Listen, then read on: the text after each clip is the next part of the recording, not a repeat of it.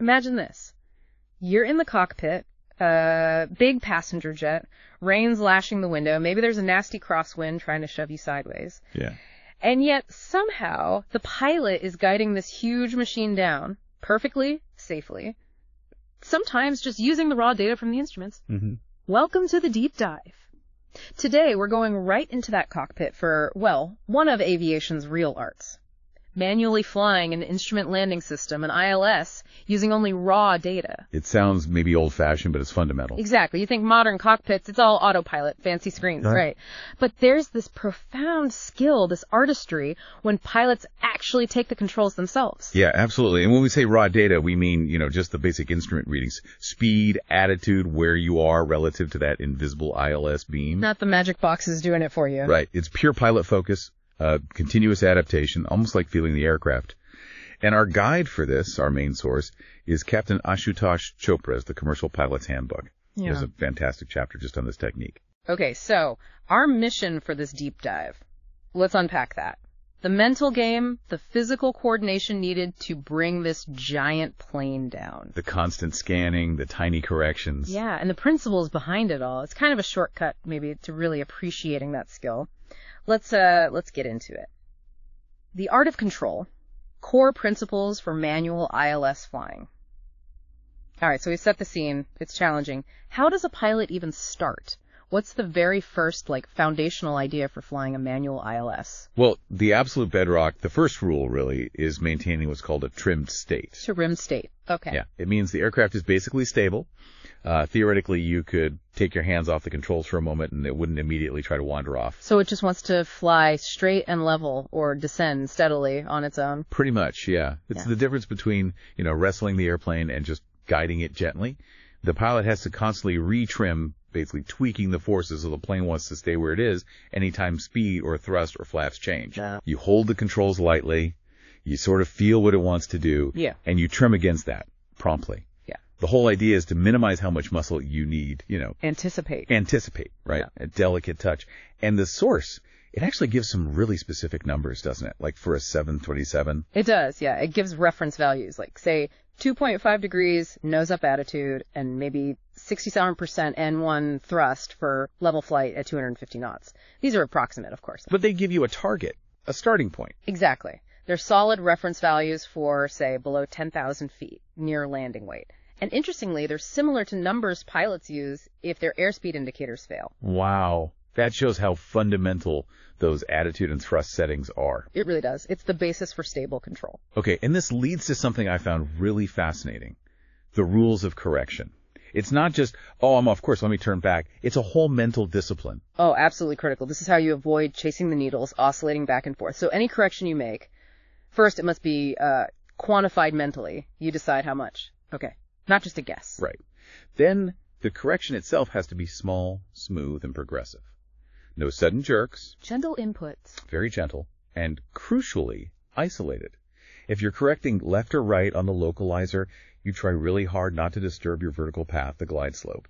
Keep them separate. Makes sense. And maybe the most important one for smoothness. You reduce the correction by half when the error reduces by half. Okay, so as you get closer to being on track, you back off the correction. Exactly. It stops you from overshooting. It's this very disciplined, almost surgical approach. Small, smooth, reduce as you go. So it's this constant loop then. Look at the instruments, see a deviation, think, okay, need about X degrees, make a small input, keep scanning, and then ease off that input as it gets closer, never staring at one thing. That's the essence of it. The scan is key, too. Navigating the intercept, setting up for success. Right, that constant scan. Okay, so we know how to make corrections. But before that, you actually have to get onto the ILS beam, right, that intercept phase. Yeah. How do pilots set that up smoothly? Yeah, that setup is vital, especially for managing workload. You don't want things getting frantic closer to the ground. So the pilot assumes they're on a heading that will intercept the localizer, that lateral beam. And they've usually got clearance to descend down to the final approach, fixed altitude, the FAF. Gateway to the final approach. Exactly. The main goal during this phase is keeping a constant rate of descent, ROD. You figure out the vertical speed needed to get you down to the FAF altitude by the time you reach it, and you lock that in. Okay, steady descent. Any tricks to make that easier, especially with speed changes? Yeah, a really good technique mentioned is to get the flaps set early. configuring to flaps 5, which is a common initial approach setting. Right. Doing that early means you don't have to make big power changes later just to slow down while you're also trying to manage the descent. It stabilizes things. So less juggling. Less juggling. The source suggests maybe setting an approach gate, like aim to be at flaps 5 by maybe 10 nautical miles out from the FAF. Gives you plenty of time. Smart. Okay, now the actual localizer intercept. The source mentions a few ways depending on the instruments, but it highlights this thing called the track line or velocity vector. What's special about that? The track line. That's incredibly useful. Basically, it shows where the aircraft is actually going over the ground, regardless of wind. So it accounts for drift automatically. Precisely. So whether you're looking at the main map display or the nav display zoomed in, the job is simple. Make that track line sort of bend towards or touch the localizer needle to center it. You're guiding your actual ground path, not just where the nose is pointing. Much more intuitive. That makes sense. Cuts out the mental wind calculation. And I thought this was cool. The idea of rolling out with a correction in place. What's that about? Yeah, that's quite advanced. It means if you see the localizer diamond, the indicator, has already shot through the center while you're still turning to intercept. Uh-huh. Instead of just rolling out on the final heading, you actually continue the turn slightly past it. You deliberately overshoot the heading a tiny bit. So you're already starting the correction back as you level the wings. Exactly. You're anticipating the overshoot and building the solution right into the end of the intercept turn. It's very proactive, like you said, thinking ahead. 3, mastering localizer deviations. The dance of the diamond and track line. Okay, so proactive interception. Now you're on the localizer, but it's not like you just stay there automatically, right? There's constant fine-tuning. And the source has this neat little rule. Diamond right, track line goes right. Or left. Tell us about that. It's a really simple, effective mental cue. The localizer diamond shows where the center line is relative to you. If the diamond moves right, it means the center line is to your right, so you are left of track. Okay. So you need to make your track line, your actual ground path, move to the right to intercept it again. As the diamond comes back to the center, your track line should also end up centered inside your heading marker. And the heading marker itself deals with the wind. Yep, the heading marker shows the heading needed to maintain that track. So you just focus on putting the track line where the diamond tells you to. Diamond right, nudge the track line right. Diamond left, nudge it left. Very visual. So when you see that diamond drift, how big is the correction you actually make with the controls? Tiny. Right. Really small. First, you see the error. You mentally quantify it. Maybe, okay, I need about 5 degrees of heading change. Right. Then you apply bank, but only about half that amount. So for a 5-degree heading change, maybe only 2 or 3 degrees of bank angle. Just a little nudge. Why so small? Seems like it would take ages. Because too much bank, especially further out, leads directly to overshooting.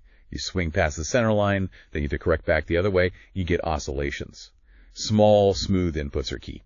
Avoiding the pendulum effect. And that ties into this idea of angular error, doesn't it? The further out you are, the slower the needle moves for the same distance off track. Exactly. It's geometry. A 1-degree deviation 10 miles out is a much larger physical distance off course than a 1-degree deviation 1 mile out. So how does that affect what the pilot does? It means if you see a deviation starting way out on the approach, the correction you make will take time to show results on the instruments. The needle will move slowly back towards the center. Patience is needed. Patience is absolutely key. You make the small correction, then you must continue your scan. Don't stare at the slow-moving diamond. Trust the correction is working, and remember the rule. When the error halves, halve your correction. Gently squeeze it back to the middle. 4. Capturing the glide slope. Vertical precision. Okay, so that's the left-right sorted, but the ILS is 3D. You've got the vertical part, the glide slope, and then that capture happens around the FAF, right? And you mentioned this is often when gear and flaps are coming down too. Sounds busy. It is a very busy, critical phase. Just before you hit the FAF, you'll see the glide slope diamond start to move down from the top of the display towards the center line. Indicating you're about to intercept the correct descent path. Precisely. And right around then, the pilot will typically lower the landing gear, select more flaps, and adjust the thrust to start slowing down towards the final approach speed. A lot happening at once. A lot. The goal is to time the deceleration and the configuration changes so they happen just as you intercept the glide path. This minimizes the pitching changes and the amount of retrimming needed while you're trying to establish a stable descent. Okay, trying to blend it all together smoothly. What about managing speed and thrust during the descent itself? It's not just set it and forget it, I assume. Definitely not. Speed control is crucial for maintaining the glide path. Now, the interesting thing the source points out is how you correct for speed errors. It's not just about how much you're off speed, but also how far you are from the runway. If you're, say, 10 knots fast but still 8 miles out, you can make a very small thrust reduction and let the speed bleed off gently. Less disruption. Exactly. Less pitch change, less retrimming, lower workload. Keeps that scan smooth. But if you're 10 knots slow and getting close, you might need a more decisive thrust increase. Say 10 knots low might need a good 10% N1 bump up. Whereas 10 knots high might only need a tiny 2% reduction. Right. So it's asymmetric and context dependent. Gentle corrections when you have time, slightly more assertive ones if you're low and slow close in. Okay, makes sense. And then checking the glide slope itself and the rate of descent. What's the process there? Once you're established, any drift to the glide slope diamond up or down needs a correction in your vertical path. And you do that with very small changes in pitch attitude. Just nudging the nose up or down slightly? Just slightly. Maybe 1 degree of pitch change initially. See what that does to your rate of descent. Okay. Is it bringing you back to the glide path? The source gives some guidelines too. Try not to let the ROD drop below about 400 feet per minute or exceed 1,000 feet per minute. Keeping it within a stable range. Yeah, a typical approach might average around 800 feet per minute descent. Big changes in ROD usually mean big pitch changes and more instability. Small, subtle attitude adjustments are the way.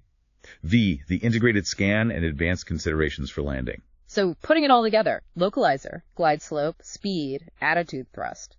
The source mentions this integrated scan covering 9 key things: speed, attitude, glide slope, rate of descent, N1 thrust, bank angle, localizer position, track line, and thrust levers.